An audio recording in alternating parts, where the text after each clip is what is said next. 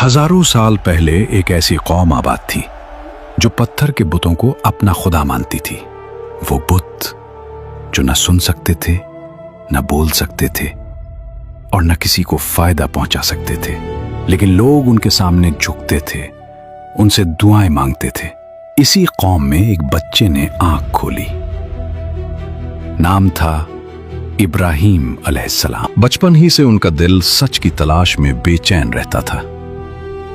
वो रात के अंधेरों में आसमान की तरफ देखते, सितारों को गौर से देखते, चांद को देखते, सूरज को देखते और सोचते।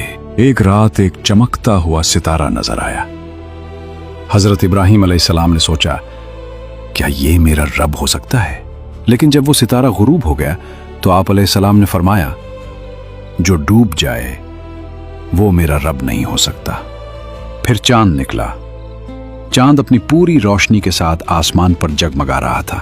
हजरत इब्राहिम अलैहिस्सलाम ने फरमाया, शायद ये मेरा रब हो। लेकिन सुबह होते ही चांद भी गायब हो गए। फिर सूरज निकला, रोशन, ताकतवर, चमकता हुआ। मगर शाम होते ही सूरज भी गुरूब हो गया। तब हजरत इब्राहिम अलैहिस्सलाम ने आसमान की तरफ देखा और फरमाया, मैं उस रब की तरफ रुख करता हूं जिसने जमीन व आसमान को पैदा फरमाया। हजरत इब्राहिम अलैहिस्सलाम के वालिद बुत बनाया करते थे।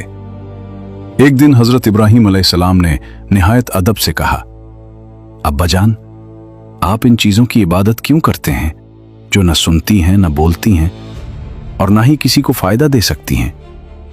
लेकिन यह बात कौम को पसंद ना आई। लोग हजरत इब्राहिम अलैहिस्सलाम से नाराज होने लगे, क्योंकि वो अपने बातिल माबूदों के खिलाफ एक आवाज सुन रहे थे, हक की आवाज। एक दिन पूरी कौम शहर से बाहर मेले में गई।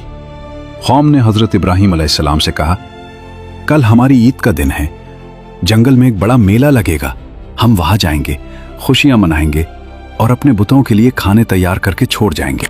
फिर वो मेले से वापस आकर उन खानों को तबर्रुक समझकर खाते थे, क्योंकि उनका यकीन था कि उनके बुत उन्हें बरकत देते हैं।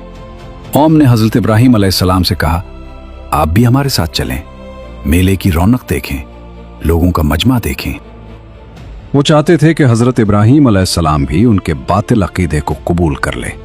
वो मजीद कहने लगे, वापसी पर आप हमारे बुतों की जीनत, उनकी सजावट और उनका हुस्न भी देखें। हमें यकीन है कि ये सब देखने के बाद आप हमें बुत परस्ती पर मलामत नहीं करेंगे। कौम की बातें सुनकर हजरत इब्राहिम अलैहिस्सलाम खामोशी से आसमान की तरफ देखने लगे। आप अलैहिस्सलाम ने सितारों की तरफ एक नजर डाली। ऐसा लग रहा था जैसे कोई माहिर नुजूम आसमान के राज पढ़ रहा हो। कौम हैरत से आप अलैहिस्सलाम को देख रही थी।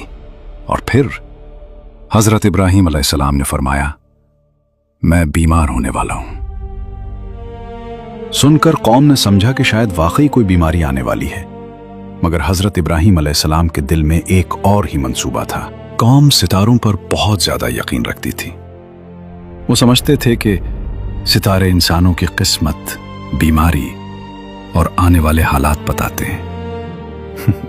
इसीलिए जब हजरत इब्राहिम अलैहिस्सलाम ने फरमाया, मैं बीमार होने वाला हूं, तो कौम ने फौरन यकीन कर लिया कि आप अलैहिस्सलाम ने सितारों से यह हाल मालूम कर लिया है। ये सुनकर वो लोग आप अलैहिस्सलाम को छोड़कर अपनी ईदगाह की तरफ रवाना हो गए। मेला, शोर और खुशियों का हुजूम आहिस्ता आहिस्ता शहर से दूर जाने लगा। और वो हजरत इब्राहिम अलैहिस्सलाम को अपने साथ इसलिए न ले गए क्योंकि उनके बातिल अकीदे के मुताबिक बीमारी एक शख्स से दूसरे शख्स तक उड़कर पहुंच जाती थी। जब कौम के ज्यादातर लोग मेले की तरफ जा चुके और सिर्फ चंद कमजोर और आहिस्ता चलने वाले लोग बाकी रह गए, तो हजरत इब्राहिम अलैहिस्सलाम ने खामोशी से उन्हें जाते हुए देखा। फजा में अजीब खामोशी थी। शहर खाली होता जा रहा था और बुतों का माबद अब तकरीबन सुनसान हो चुका था। तब हजरत इब्राहिम अलैहिस्सलाम ने पुरज़्म अंदाज में फरमाया, वत्तल्लाहि लअकीदन्न अस्नामकुम बाद अन तुवल्लू मुदबिरीन। अल्लाह की कसम, तुम्हारे पीठ फेर कर जाने के बाद मैं तुम्हारे बुतों की बुरी हालत कर दूंगा।